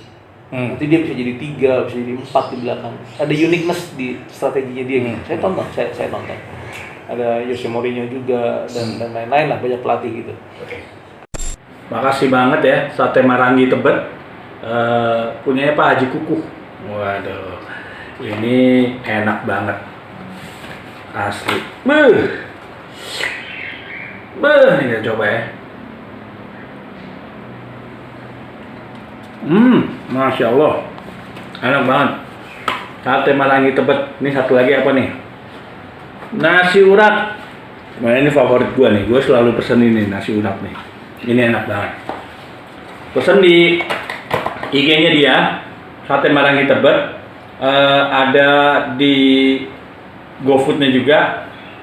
Tinggal dipesen aja. Sate Marangi Tebet. Oke, jangan lupa ya. Ini enak banget. Thank you. Gimana Mourinho tadi? Iya, dari Jose Mourinho. Sudut pandang pelatih ya. Iya. Jose Mourinho juga saya tonton gitu, bagaimana art dia defense gitu. Mungkin kalau orang yang nggak suka bola, bukan nggak suka bola, orang suka bola tapi tidak berkutat di pelatih gitu, dia nggak ngelihat art apa-apa di situ. Saya ngelihat tuh kalau dia lagi parkir bus tuh artnya apa sih gitu. Terus counter attack itu di mana sih, kapan, kan ada when, where, how gitu kan. Di bola tuh gitu, kapan lepas bola, seperti apa lepas bolanya, terus how, kenapa dia lepas bola saat itu gitu. Jadi saya sebenarnya nonton bola live itu buat saya sekarang lebih banyak sudut pandangnya gitu. Saya kemarin belum lama dari Jepang, dapat kesempatan ke Jepang untuk studi banding juga di akademi di Cerezo Osaka. Saya sempat nonton juga. Saya datang ke training groundnya, datang ke akademi levelnya, sampai nonton tim seniornya main. Ya itu dia tadi saya bilang, di Jepang nggak aneh ya sekarang pemainnya masuk Piala Dunia negaranya, terus pemain-pemainnya dipakai di liga-liga Eropa gitu. Nggak aneh banget. Apakah mereka besar-besar orangnya? Enggak, kecil-kecil kayak kita juga gitu. Mostly itu kecil-kecil, tapi seperti yang saya bilang tadi, sistemnya berjalan. Jadi dari U12, U13, 14, 15 sampai U18 jalan semua sistem. Mereka sekolah ke pagi, latihan malam, nggak ada masalah gitu. Terus bagaimana liganya di-create dengan baik dan benar gitu. Saya waktu nonton Cerezo Osaka di sana lagi lawan Nagoya Grampus. Saya nonton di home-nya, kalah mereka. Kalah, penonton putar balik, udah. Kalah, tim saya lagi kalah hari ini, ya udah. Gitu. Terus akademinya keren banget, gitu. Punya gym, punya tempat yang kantor yang bagus dan lain sebagainya, pelatih bagus. Pertanyaan kan dari mana dia hidup? Gitu. Ternyata dia hidup dari beberapa pemainnya yang udah jadi the top. Ya, jadi pemain yang udah kayak Shinji Kagawa, Takumi Minamino itu masih store nilai kontrak uangnya itu ke akademinya. Berapa persen? Berapa persen? Selama dia berkarir di professional football, dia akan store sekian persen untuk akademinya. Jadi akademinya hidup. Oke. Jadi akademinya juga bersemangat menciptakan Minamino dan Kagawa yang lain gitu. Nah itu menurut saya perlu banget dicontoh, di-create, industrinya dibagusin gitu. Dia punya banyak sponsor di bajunya. Gitu. Itu untuk satu level liga profesional itu ya memang yang dibutuhkan sponsor gitu. Terus saya datang ke tokonya, mereka kontrak sama salah satu brand Puma. Saya datang ke tokonya, ada toko itu jual merchandise gitu, keren-keren merchandise, di-create terus dibeli sama penontonnya, terus dijadikan itu sebuah industri yang industrinya hidup jadi jadi nggak cuma pemain yang hidup, yang bikin baju hidup, yang jaga stadion hidup, semuanya hidup dari industri tadi. Jadi ya lagi-lagi sistem yang kita nggak punya, apakah pemain kita kalah atau enggak? Saya terus terang, saya pernah satu tim sama beberapa pemain top, kayak Bambang Pamungkas, terus Christian Gonzalez. Saya pernah ada di tim yang mereka ada dan saya melihat seperti apa rutinitas mereka gitu. Saya tahu mereka tuh datang kayak Mas Bambang itu datang 2 jam, 3 jam sebelum latihan dimulai. Saya waktu itu pemain muda, saya datang sejam, saya kira sejam udah oke lah nih kan. Pas saya datang di locker di bawah tuh udah ada Mas Bambang di dalam. Dia udah siap mau latihan nanti di 2 jam berikutnya. Terus saya melihat ini salah satu level profesional seseorang dinilai dari sini gitu. Dari hal-hal kecil yang tidak bisa dilihat oleh penonton gitu. Jadi bukan sekedar gaya apa sekedar, enggak. Datang lebih awal, terus dia memberikan ujangan ke pemain yang lain, terutama pemain muda. Terus dia tuh selalu latihan tuh pakai kayak heart meter gitu, jadi pakai satu chip gitu juga. Yang itu. Untuk dia ngukur. Dulu belum ada tuh, sekarang kayak yang sekarang mungkin semua pemain udah pakai dari klub yang dibeliin. Dulu dia enggak. Dulu dia beli sendiri, beli jamnya sendiri, belinya sendiri, dia pakai untuk dirinya sendiri.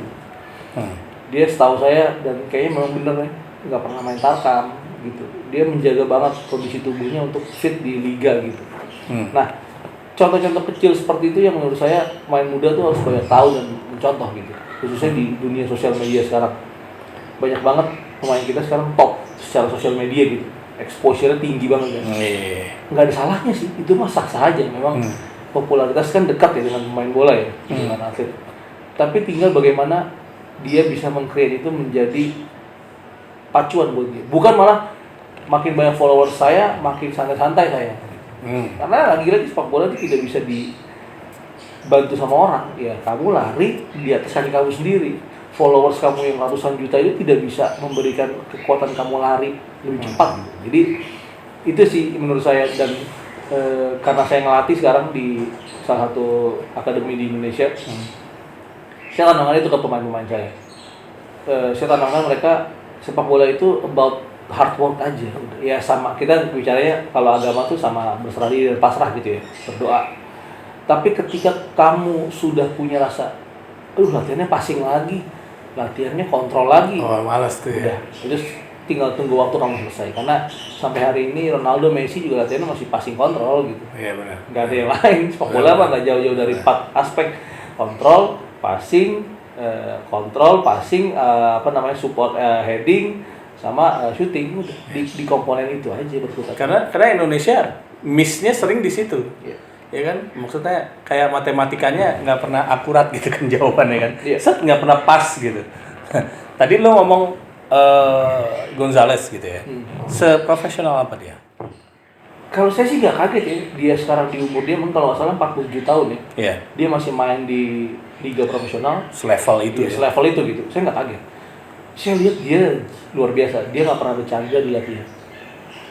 dia ketika menginjakkan kakinya ke lapangan bola itu serius mode udah.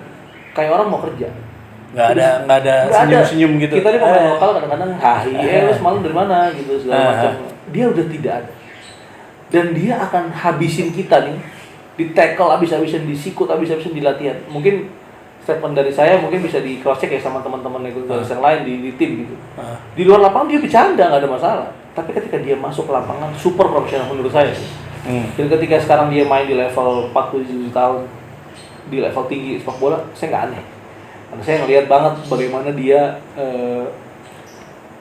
memperlakukan profesi ini adalah hal yang cuman dia gantungkan untuk kehidupannya gitu. Totally di situ gitu. Jadi, nah, saya bukannya mengajak atau apa gimana gitu. Cuman kalau aspek-aspek profesionalisme dia ini bisa kita bawa ke dunia pekerjaan kita, apalagi ke dunia ibadah gitu, totalitas gitu, apalagi ke dunia-dunia yang lain. Saya merasa mentalitas ini yang harus dipunyai oleh atlet atau bahkan setiap manusia. Karena ini yang bisa membedakan kamu dari yang lainnya. Kalau kita cuman rata-rata airnya, termasuk saya gitu, saya kadang-kadang jadi pelatih tuh, udah datang aja, ntar mau ngelatih apa dulu tuh, nanti di lapangannya gimana, itu nggak bisa kayak gitu. Ntar pikirin ntar lah gitu. Iya, pikirin itu nggak bisa mentalitas seperti. Makanya saya pelan-pelan ngerubah dalam diri saya. Saya mau latihan nanti jam 4, paling tidak 1 hari sebelumnya saya sudah punya program. Saya mau latihan apa, saya mau kasih anak-anak ini ilmu apa gitu. Jadi terprogram dengan baik, karena saya ikut kursus licensing pelatih juga, memang dipelajarin gitu. Sepak bola ini bukan olahraga 1-2 hari, 1-2 minggu. Ini adalah years of proses ya. Gagal, jatuh, bangun dan lain sebagainya. Jadi nggak ada pemain bola yang sekarang dia pakai sepatu bola, dia latihan seminggu terus dia minggu depan jago gitu. Mungkin kalau IT, komputer, pegang ini dan itu bisa kali ya, 1 minggu full belajar, besok gua profesional gitu. Mungkin di sepak bola nggak bisa. Banyak aspek yang ini takes years untuk jadi gitu, proses. Dan sama seperti tadi dibilang, national team kalau mau masuk Piala Dunia, mau masuk juara FF dan lain sebagainya, nggak bisa tuh kita hire satu pelatih yang kelas atas, setahun kemudian juara, nggak bisa. Kalau satu pelatih ini coba lihat deh, Mourinho setiap pegang tim tuh tahun pertama biasanya nggak jadi apa-apa. Iya. Tahun kedua, ketiga. Tahun kedua, ketiga ada hasilnya tuh. Roma gitu katanya. Sekarang di Indonesia mungkin 11 tahun terakhir sudah ada mungkin kalau saya nggak salah 13 pelatih baru. Di 11 tahun terakhir, berarti kan 1 tahun 2 bulan ganti-ganti. Ya, saya nggak tahu ada apa di dalamnya. Gitu. Apa yang ada di benak federasi juga gitu, yang punya kepentingan untuk meng-hire pelatih ini. Tapi menurut saya itu bukan hal yang bijak untuk dilakukan. Ketika kita sudah set up, sekarang dulu dibilang Luis Milla bagus kan ngelatihnya, Toto out. Sekarang Sintayong dibilang ngelatihnya bagus. Iya, coba kasih dulu siapa, mau Peter White kayak mau siapa kayak gitu. Kasih dia waktu deh coba, 5 tahun mungkin. Dan gangguin dia. Kalah di AFF biarin aja dulu, kan ada lagi 2 tahun lagi.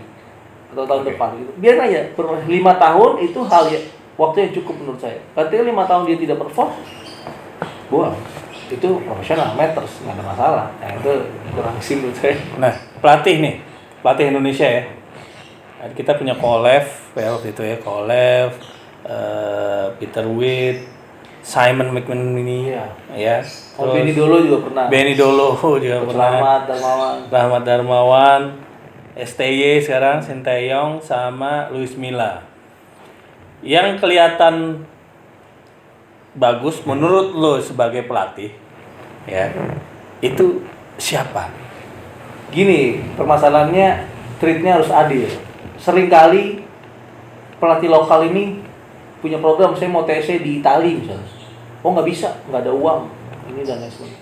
Tapi ketika Sintayong misalnya, saya mau TC di Turki 2 minggu, saya mau TC di Korea setahun, dan ini di sini di okein. Nah ini masalah, gitu. Saya orang yang paling tidak setuju ketika Sintayong latih atau siapapun. Kenapa dia bawa staff 7 orang, pelatih lainnya gitu, atau berapa orang gitu. Saya nggak setuju. Kenapa? Kita punya pelatih bagus-bagus di sini. Jadi kenapa kita mempersilahkan negeri kita dijajah lagi gitu oleh orang lain dalam tanda kutip hal yang lain gitu ya.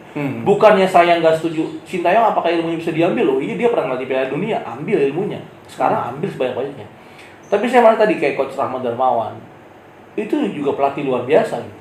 Coba kasih dia fasilitas seperti federasi kasih fasilitas ke Sintayong, ke Luis Milla, ke pelatih lain. Coba deh. Gitu. Biarkan anak lokal gitu men-treat pemain lokal dengan servis internasional gitu misalnya. Saya yakin bisa berprestasi gitu.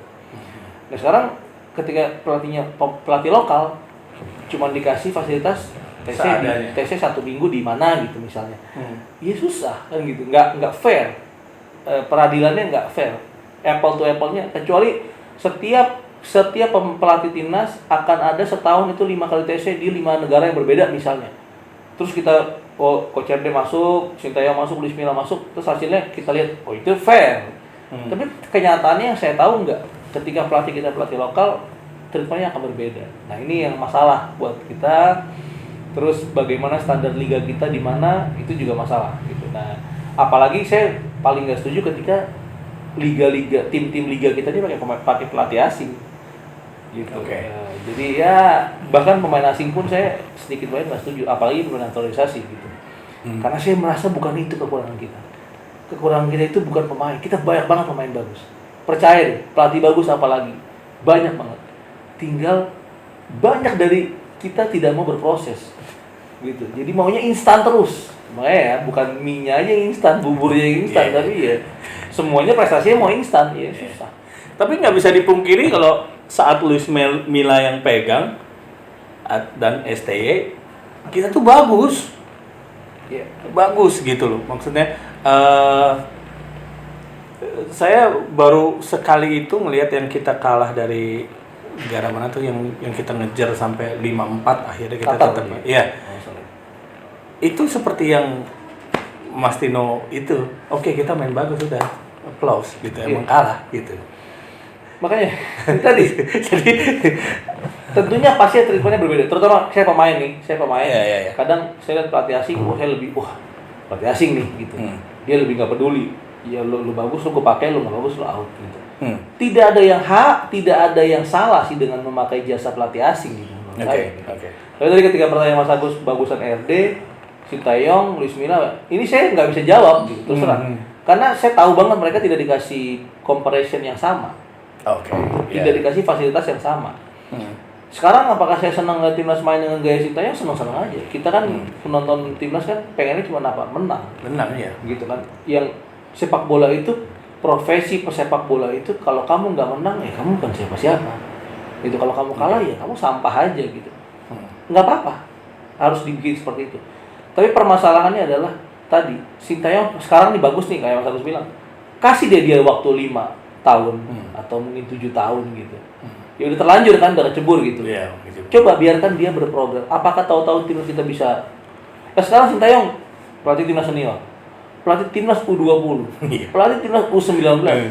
Saya sebagai pelatih karena saya tahu pekerjaan pelatih ya, buat programnya dan lain sebagainya. Walaupun pasti dibantu sama asisten, menurut saya nggak efektif gitu. Pelatih timnas senior punya sendiri. Saya senang yang di U16 ada Coach Bima ya, pelatih Bima Sakti. Coach Bima Sakti, ada Coach Firmansyah juga, ada Coach Marcus Horizon.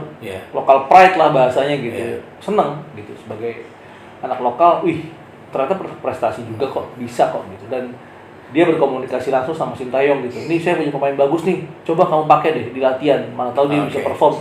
Saling gitu, memberi. Jadi ya nggak ada yang salah sih dari pelatih asing, cuman mungkin ini pendapat saya pribadi. Treatmentnya harus sama untuk. Treatmentnya harus sama, dan pendapat saya pribadi, saya lebih senang kalau tim nasional kita dilatih sama orang dari negara kita, gitu. Nah, untuk pemain ya, untuk pemain profesional nih, kita tahu zaman dulu tuh Kurniawan udah mendobrak dengan dia masuk Sampdoria ya waktu itu ya, dengan Kurnia Sandi. Terus abis itu Bambang Pamungkas main di Swiss. Terus kesini-sini kita ngelihat era baru nih. Eranya Witan, Egy, yang segala. Mereka kayaknya sekarang sudah sadar kalau untuk harus main di luar ya. Iya, alhamdulillah bagus ya. Saya juga nggak tahu sih, saya belum pernah nonton secara full kalau nggak salah. Tapi saya dengar dari beberapa berita setelahnya Egy dari luar, kayaknya dia pas Witan pas kesini, Egy dari luar ke sini mainnya lebih, kontribusinya lebih luar biasa gitu ke tim nasional. Saya dengar beberapa kali dan saya nonton cuplikannya. Ya berarti bayangkan aja kalau ada 11 yang kayak begitu gitu, berarti kan warna baru gitu di timnas kan gitu. Iya. Dan saya salut juga sama mereka kalau mereka bisa ngerantau di luar gitu, bisa survive di negara orang karena nggak mudah soalnya Mas. Jadi sepak bola ini luar biasa gitu. Ada bully-bully di dalam tim juga. Oh, gitu. ada ya? Ada ya? Ada. Kalau misalnya kita bukan dari negara atau tidak sesuku dan seras gitu, pokoknya di latihan kita isengin lah, namanya kita hajar dan sebagainya. Ada aja sih yang begitu-begitu. Geng-gengan gitu ada? Ya ada aja. Ada. Ada aja. Walaupun label mereka pemain profesional tetap ada. Tapi sekarang dengan Indonesia ini kan powernya sosial media ya. Apakah tim-tim yang mengontrak Egy dan mengontrak Witan misalnya gitu, melihat mereka ini bisa menaikkan exposure timnya? Iya juga mungkin dari followersnya gitu. Mungkin followersnya Egy sekarang lebih banyak daripada followers klubnya gitu. Dan sah-sah aja. Lagi-lagi kembali, setelah lo dipakai dan dibeli karena followers lo, tahu-tahu lo main bagus, mau isu kan gitu. Top juga, main bagus juga. Tapi ketika lo main jelek, which is sebenarnya lo tidak melakukan persiapan dengan baik, ini masalah.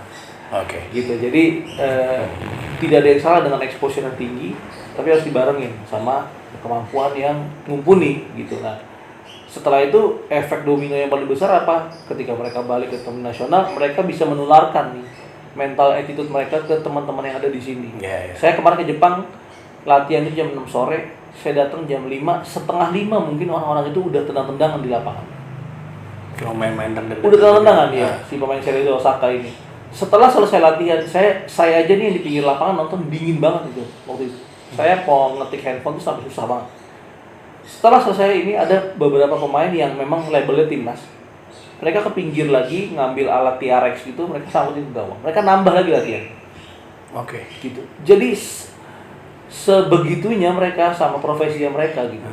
Nah, itu karena suruhan coachnya apa emang mereka enggak. sadar diri? Enggak, program dari coach sudah clear, selesai. Oh, berarti mereka sadar diri Jam untuk menambah. 7:30 malam tuh udah selesai. Tapi mereka setelah selesai tutup semuanya, ada pemain yang pulang, ada pemain yang nambah. Gitu. Ya. Itu luar biasa menurut saya. Dan Iya. untuk bisa become champion dan become good player gitu dari jutaan orang yang main bola, sepertinya tuh harus seperti itu. Karena talent nggak akan datang begitu aja gitu. Ada pemain-pemain kayak Messi ya, dia punya talent gitu. Mungkin kayak tadi saya lah contohnya gitu. Saya dikasih talent gitu, gift dari Allah gitu. Dari Allah sih dia nggak ada tuh saya harus melewati proses latihan passing dengan dari nggak bisa sampai bisa enggak. Saya udah bisa passing. Saya udah bisa syuting, tapi mungkin akurasinya kurang. Dilatih lagi gitu. Mengejar ketinggalan juga. Tapi nggak yang dari nol banget. Nah, ada yang dari nol jadi ada juga banyak banget malah. Tapi dedikasinya tinggi gitu. Latihan orang lagi tidur siang jam 1 siang gitu, dia bola, lari gitu. iya. Lari siang. Saya lihat teman-teman saya beberapa ada yang begitu. Ya, luar biasa gitu. Jadi harus kayak gitu sih. Nah, pressure yang pernah lo dapat ya, kan lo bilang kan kalau misalnya kita main jelek, itu pasti akan di pressure sama fans, fanatik ya. Yang pernah lo dapat paling parah tuh di Twitter lo tuh apa? Dulu kan masih zaman Twitter ya. Iya. Jadi ya caciannya cuma 140 karakter ya, jadi nggak gitu parah.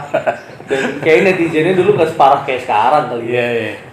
Terus terang saya bukan yang ngebacain ini sih, Satu-satu. komen-komen satu-satu gitu. Tapi memang saya rasa ketika saya main jelek tuh, ya biasanya saya sendiri aja gitu. Dan saya suka konsul sama bokap biasanya. Kan bokap suka nonton tuh. Saya nanya gitu, dari mana, apa kesalahan saya, apa yang membuat saya main nggak perform gitu. Jadi saya biasanya tuh berkonsultasi sama dia aja dan saya latihan gitu. Saya biasanya dulu sebelum main tuh saya selalu nonton video. Jadi ketika saya main dua posisi, kadang saya main di center back, kadang saya main di gelandang bertahan gitu. Waktu saya mau main misalnya saya dipasang kan dari hotel tuh kita udah tahu nih kita bakal main di mana gitu. Main apa dipasang apa enggak. Biasanya ketika saya main center back gitu atau pemain gelandang, saya gelandang nih saya main. Saya nonton tuh video-video Gerard, siapalah pemain gelandang-gelandangnya. Saya lihat bagaimana sih dia main untuk memvisualize apa yang saya mau bikin nanti di lapangan. Karena secara nggak sadar nanti bisa kejadian di lapangan. Gitu. Tapi kalau cacian sendiri terus terang nggak ada yang parah-parah banget. Ya ngata-ngatain lah pemain titipan gitu-gitu. Tapi saya rasa saya udah move on lah dari Dari sakit hati dan perkataan gitu. iya disorakin di ini tuh biasa banget udah buat saya. Jadi kita pernah main di Medan dan PSMS waktu itu, saya ingat banget. Kita nggak bisa keluar tuh dari Stadion Teladan, dikurung karena kalah PSMS ya. Udah gitu ada pemain mereka satu yang kakinya patah waktu itu, benturan sama teman saya kakinya patah. Terus mereka dapat penalti di menit akhir nggak masuk. Wah, Itu nggak bisa keluar gitu dari lapangan, dari stadion. Intimidasi yang seperti itu mungkin bisa dibilang saya takut sama lucu aja gitu. Jadi ya mungkin pemain Persija main di Persib naik rantis kan gitu-gitu kan. Tanya deh pemainnya, apakah ini hal yang menakutkan banget? Enggak juga, karena mereka fun-fun aja gitu. Seneng-seneng aja, apa kayak lucu nih. Apalagi pemain asing pas naik, kita mau main bola naik beginian nih gitu. Kaget mereka gitu. Justru itu menjadi uniqueness buat mereka gitu. Ya, saya nggak tahu, sekarang saya lihat ada beberapa pemain diejek keluarganya, anak istrinya mungkin, itu kayaknya parah tuh. Waktu saya main bola kan saya belum punya anak istri ya. diejek keluarganya. Iya, gitu maksudnya diteror lah istrinya, suaminya bodoh Oh, gitu. ya, suami lo bodoh. Kalau menurut saya ini udah kelewat batas gitu. Iya. Jadi alhamdulillah saya tidak pernah mengalami itu. Ya paling tadi cacian. Dan saya nggak pernah terpressure tuh sama penonton. Biasanya saya terpressure tuh sama diri saya sendiri gitu. Saya lagi sakit misalnya nggak 100% tapi saya pengen main gitu. Ini saya harus nutupin rasa sakit saya gimana nih gitu. Terus tonton saya bikin salah. Setelah salah nih apa yang saya harapkan bisa saya tebus. Ya kan pemain belakang itu berat banget, masuk dari babak kedua gitu atau pertengahan pertandingan itu berat banget. Karena striker lawan tuh udah panas, udah tungguin sama game, kita baru mau mulai. Iya. Dan pemain belakang ini nggak bisa bikin salah. Satu kesalahan pemain belakang ya gol resikonya. Iya. Striker kan dapat bola 10 kali, kerebut 9 kali. Terus golin sekali, udah tuh nggak ada yang lihat kesalahan mereka. Iya benar. Selesai gitu. Iya, dia bisa syuting naik, dribbling kerebut disorakin, tahu-tahu golin. Tes cuman nyentuh gitu doang. Kayak Inzaghi gitu. Selesai, dia kayak Inzaghi gitu. Touch-nya di game cuma 8 touch, tapi 3 gol. Pemain yang lain touch-nya ratusan, ada yang puluhan, tapi nggak golin. Ya jadi player biasa aja, gitu. Tapi lo pernah ngegolin nggak? Pernah. Saya biasanya gol itu biasanya dari free kick, penalti, sama dari corner maju. Nah, rasanya itu diteriakin gemuruh itu kayak apa ya? Emang ya itu luar biasa sih ya, experience. Saya beruntung lah bisa experience ditonton orang banyak pas lagi main, terus mungkin bisa cetak gol juga. Itu hal yang memang luar biasa gitu. Tapi memang di satu sisi yang lain juga ini hal yang bisa jadi bahaya buat kita, tadi saya bilang. Popularitas dan ya terkenal, being famous gitu, terus hebat, ini bisa membuat kita lupa diri, ini bahaya banget gitu. Jadi saya merasa ya saya sih nggak terlalu sering cetak gol karena saya main di belakang ya. Tapi ketika itu terjadi, itu menjadi momen yang spesial memang buat saya. Di satu sisi juga menjadi momen di mana saya harus bisa menahan diri untuk tidak jumawa gitu. Jadi ya kita ngebayangin aja gitu, striker-striker yang satu musim golnya puluhan, 30, 40 gitu. Kayak gimana tuh mereka menahan dirinya untuk Kayak cepat Simic puas gitu ya misalnya, Simic kemarin ya. Karena ketika cepat puas itu hadir di dalam diri seorang pemain bola, biasanya itu titik baliknya dia karirnya akan turun. Biasanya seperti itu. Karena pemain ini bukan dibangun dari atas rasa puas. Kalau tadi saya bilang kerja kantoran, mungkin hit level misalnya di bidang ini nyampe target, udah dia bisa the rest of his day itu ya santai aja. Di sepak bola nggak bisa. Suatu pertandingan main bagus, tidak ada jaminan sama sekali dia akan main bagus di pertandingan berikutnya, nggak ada. Banyak faktor, banyak faktor, keluarga, di luar lapangan yang nggak pas, cuaca yang, banyak faktor. Makanya jarang banget ya Mas lihat ya pemain bola yang konsisten gitu, jarang. Pasti begitu grafik naik turun. Makanya ya kayak kita lihat Pirlo gitu misalnya, dia bisa konsisten, itu hebat. Gitu. Hebat. Coach Bima Sakti dulu main konsisten, itu hebat banget. Dan saya tahu tuh Coach Bima Sakti jam 9 lampunya udah mati, udah tidur. Nah, bisa nggak kita jaga tidur jam 9 selama 10 tahun gitu? Berat. Gitu. Mungkin kayak di agama mungkin bisa nggak sholat di belakang imam nggak kelewatan gitu selama 5 tahun gitu. 40 hari deh. Susah ya.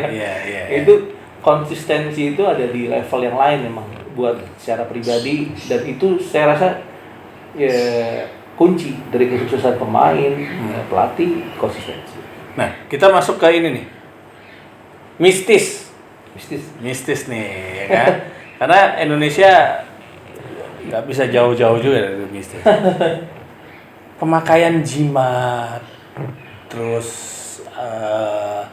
klenis di sepak bola tuh ada ya, bro?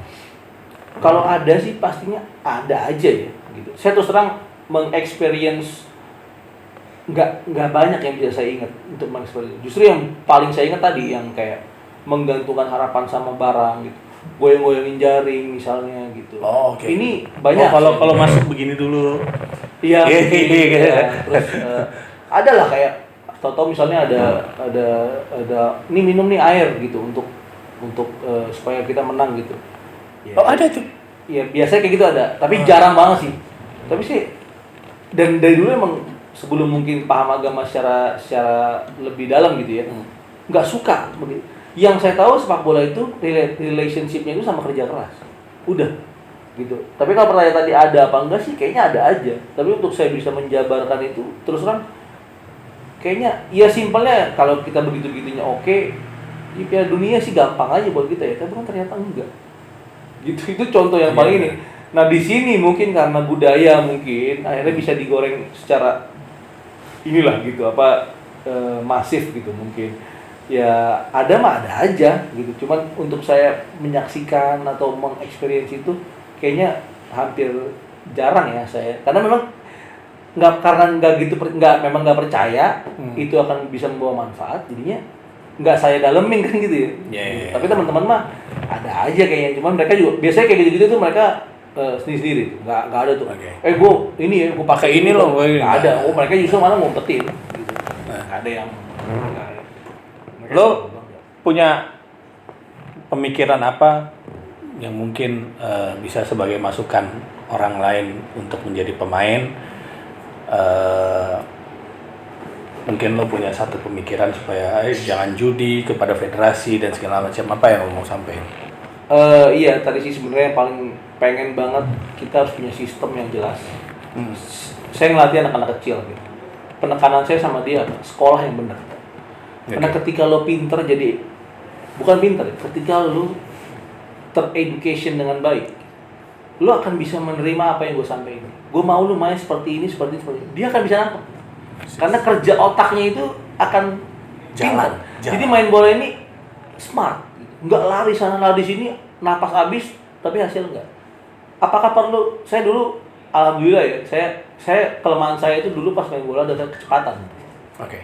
Tapi saya nggak pernah khawatir ketemu striker yang cepat, nggak pernah saya khawatir. Saya tahu secara insting bola ini akan jatuh kemana, dia akan kemana, saya bisa sliding, saya bisa ambil bola, saya tahu. Tapi ketika saya ketemu striker, contoh misalnya kayak Gonzalez yang pinter gitu, dia nggak banyak gerak, dia cuma gerak di momen tertentu yang bahaya, saya kesulitan, terus terang aja. Kesulitan tuh. Saya pernah ketemu beberapa striker yang memang ya cukup luar biasa secara intelijensi gitu ya. Saya kesulitan. Tapi ketika modal dia lari kenceng, saya udah seneng nih, ya udah tahu. Karena kita suka dulu ngepelajari kan kita mau ketemu siapa sih gitu. Nah pesan saya itu buat anak-anak yang misalnya baru mau mulai, dan jangan jadikan sepak bola ini semata-mata mau jadi pemain bola, ya hidup gue di lapangan, enggak. Sekarang pemain bola itu hidupnya di classroom juga, hidupnya juga secara intelijensi juga harus terjaga gitu, sama ya dari sisi agama pastinya ya. Karena terus terang di dunia bola ini dunia yang gemerlap sih, menjadi pemain bola tadi saya bilang popularitas, fitnahnya banyak untuk bisa jadi pemain bola yang taat syariat lah gitu. Jadi ilmu agama ini adalah bekal yang sangat penting buat orang-orang mungkin nanti yang mau nyeriusin anaknya atau dianya sendiri mau main bola menurut saya. Jadi dia bisa ya sepak bola mungkin harus tahu lah. Pemain bola itu dekat dengan kehidupan malam misalnya. 11-12 lah itu ya. Itu terjadi. Karena apa? Kehidupan kita cuma pagi latihan, siang rest istirahat, sore latihan. Seperti itu konstan selama bertahun-tahun misalnya. Biasanya makanya malam suka cari refreshing keluar gitu dan sebagainya. Nah, di situ tempat kita harus menjaga akidah kita terutama, terus ilmu-ilmu kita. Karena tadi saya bilang Coach Bima Sakti misalnya saya dapat cerita dan saya percaya cerita ini, dia jam 9 jam 10 tuh udah lampunya udah mati, udah tidur gitu. Itu dia jaga selama bertahun-tahun, terus dia sekarang main, kemarin tuh baru pensiun di umur dia yang kemarin tuh sekitar 40 lebih. Ya gak aneh. Dia akan tua ya apa yang dia tanam dulu gitu. Nah, jadi itu terus untuk federasi mungkin ya saya berharap orang-orang di sana bekerja dengan profesional ya. Apakah mereka mau mengambil keuntungan secara pribadi dari segi finansial atau politik dan lain sebagainya, itu sih urusan mereka ya. Tapi tolong ya diperhatikan juga gitu sepak bolanya. Kayak ya sekarang liga lagi berhenti gitu. Saya juga bukan fans keributan atau fans anarki, enggak. Tapi saya juga tahu banyak banget mulut yang hidup dari industri bola. Nah ini juga perlu dipikirkan. Jadi tidak semata-mata memberhentikan liga itu adalah hal yang bisa begitu aja. Ini ada banyak orang yang nggak bisa makan. Dalam artian orang yang makan dari pekerjaan mereka di industri bola banyak. Jadi kasihan, mereka juga kasihan. Mereka juga punya kehidupan, punya anak istri gitu. Ya itu menurut saya harus di-create sebisa mungkin, sistemnya dibuat. Ya ini PR federasi, karena federasi pemangku kepentingan paling tinggi. Sebagaimana ada keuntungan dari sepak bola mereka dapatkan, ya pekerjaan dan resikonya mereka juga harus lakukan. Paling gitu sih. Ya buat saya nggak mau mengajak teman-teman untuk menjadi fanatis dan lain sebagainya. Kalau saya pribadi, saya menjadikan sepak bola ini hiburan. Sekarang saya ngelatih anak-anak kecil, passion saya di bola nggak hilang. Memang saya senang bisa menyampaikan apa yang saya punya ke mereka, dan ya saya menikmati lah sepak bola menjadi tontonan dan olahraga yang bisa kita mainkan, bisa kita nikmati secara tontonan gitu. Oke. Bro, tadi lo ngomong federasi politisasi gitu, itu bisa lo jelasin nggak? Yang saya nggak tahu secara dalam, tapi yang saya tahu beberapa kali memang PSSI ini menjadi tools ya untuk orang bisa perform di situ, terus dia dapat jabatan di bidang politik lagi. Sebenarnya sah-sah aja gitu. Sementara sepak bola berprestasi bisa ini menjadi tools, karena gini, PSSI ini FIFA itu adalah jabatan yang luar biasa karena attention-nya itu gede kan gitu. Setiap orang yang ada di negara ini misalnya gitu, pasti tahu kan ketua PSSI siapa gitu. Attention-nya besar gitu. Ketika dia tahu attention-nya besar kan berarti kan banyak massa yang mengetahui dia lah gitu. Jadi mungkin kalau dikaitkan ke politis, setelah itu mungkin dia bisa menjabat di jabatan politis gitu dari attention yang dapat PSSI. Jadi menurut saya nggak ada salahnya gitu. Tapi ketika ini dikelola secara profesional dan bermanfaat untuk PSSI gitu, untuk negara gitu, wah luar biasa. Dan efeknya akan menimpa kita semua nih sebagai pendukung timnas kan gitu. Makanya saya senang banget gitu kalau mungkin nanti ada ketua PSSI yang memang backgroundnya pernah jadi atlet gitu, backgroundnya pemain bola. Saya yakin banget dia bisa menumpas beberapa masalah yang karena dia rasakan sendiri. Kayak pelatih nih, boleh sih, apakah pertanyaan misalnya, boleh nggak orang biasa jadi pelatih, bukan pernah main bola? Boleh banget. Rafael Benitez orang biasa tadinya, Jose Mourinho juga bahkan bukan pemain bola gitu. Tapi memang ketika yang melatih pemain bola, beda banget. Dia tahu ya? Dia tahu. Kayak saya nih, saya ngelatih anak-anak kecil gitu. Mungkin mereka nggak pernah lihat saya main, karena mereka belum lahir mungkin gitu. Tapi ketika saya ada peraga gitu, misalnya contoh latihan syuting, saya nggak usah pusing, yang syuting saya sendiri. Nih, latihan syuting begini. Bang ya. Misalnya syuting saya keras dan masuk gol gitu. Mereka akan learning by example-nya by doing gitu. Ketika dia ngelihat saya, wih, bisa begitu ya. Berarti kalau dia nyampein ilmu itu ke saya udah harus percaya karena dia lakukan itu dengan baik dan benar.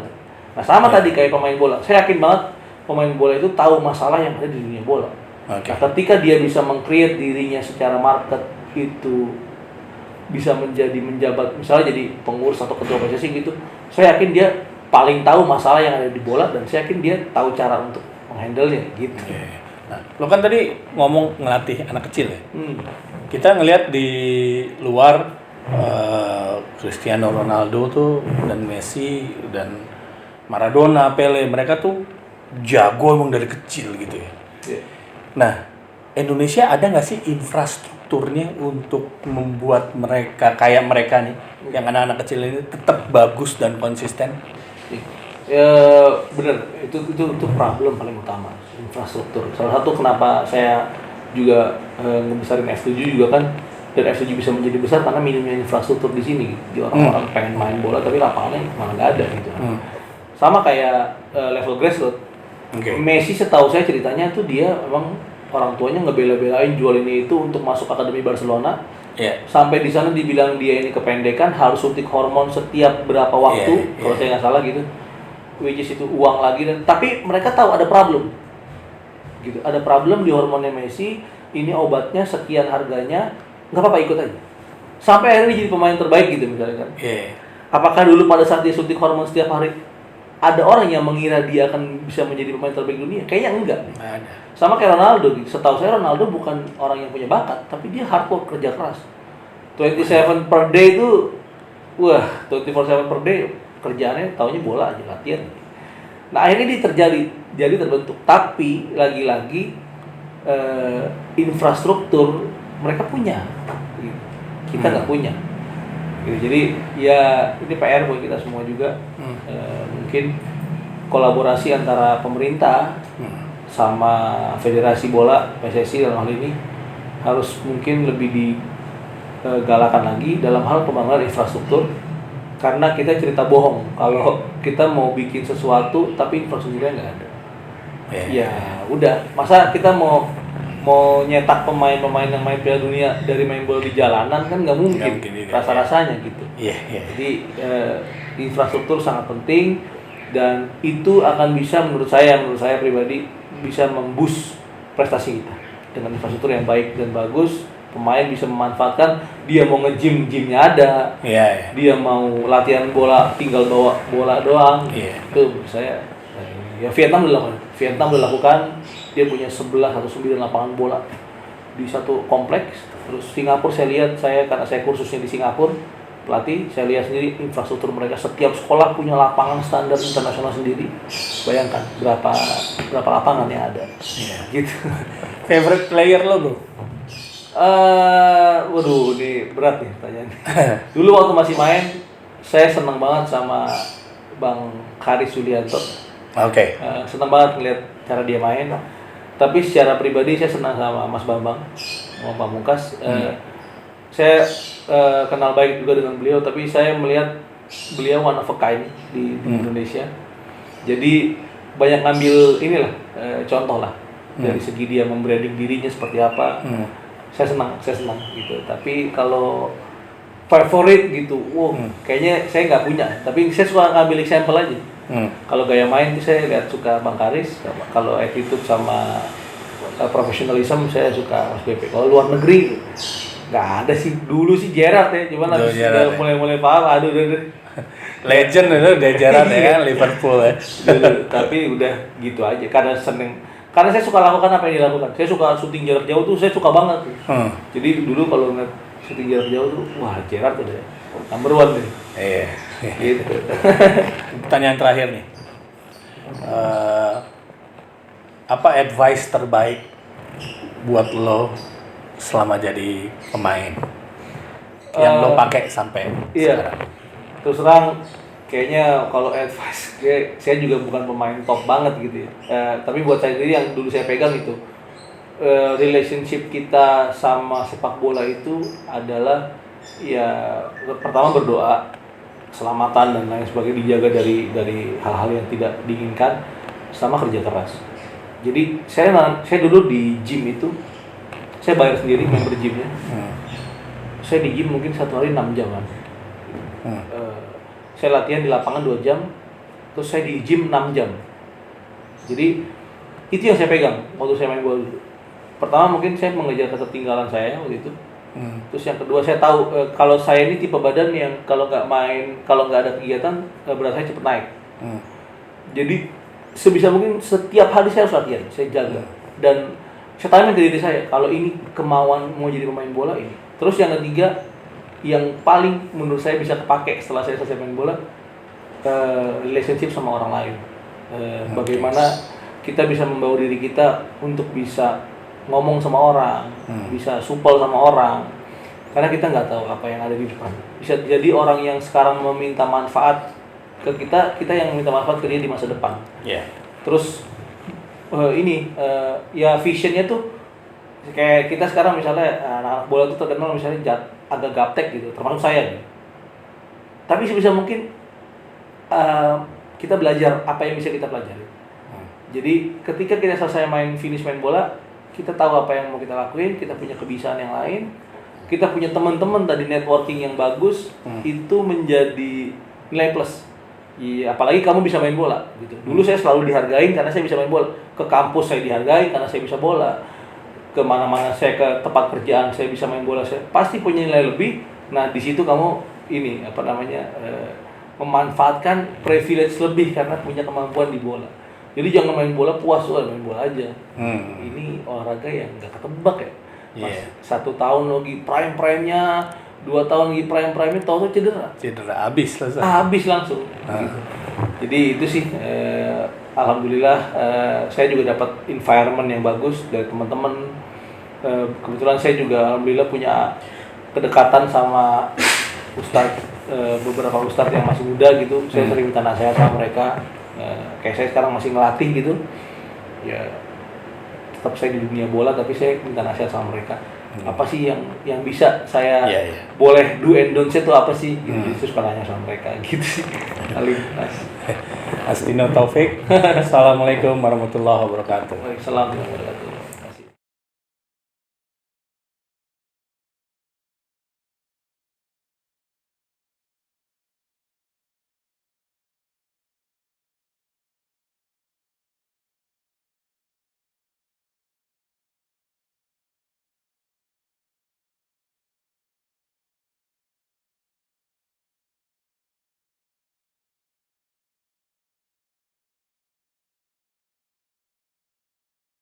Makasih banget ya sate Marangi Tebet, punyanya Pak Haji Kukuh.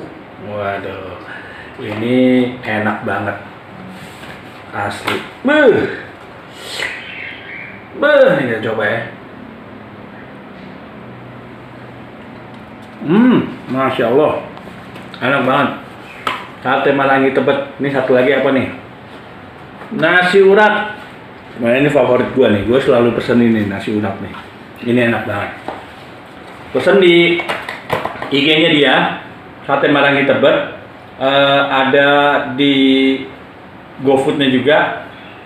Tinggal dipesen aja. Sate Marangi Tebet. Oke, jangan lupa ya. Ini enak banget. Thank you. Podcast.